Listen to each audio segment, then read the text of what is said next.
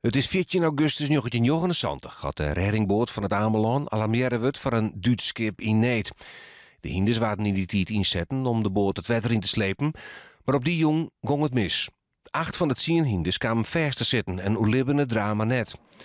Juster waard de reddingboot op een eitrog hinders te wetten litten. De betinking dacht een protomeesken weer even weer omdenken aan die dag in 1979.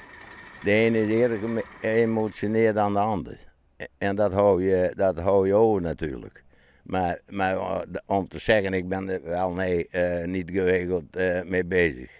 Alleen nu, deze dag, dan denk je extra aan. Er waren blommen bij het graaf van de Hindersdellijn, waaruit de reddingboot op de ouderwetse wijze naar het strand gebracht werd.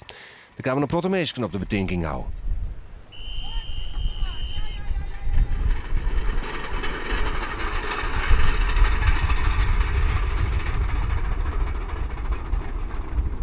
De demonstratie is prima verlopen. Beetje ruig weer, beetje somber weer.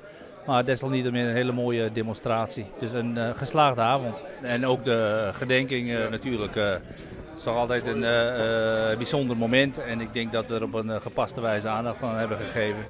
De reddingboot wordt nu nog zo'n 12 keer in het jaar te wetter litten als demonstratie.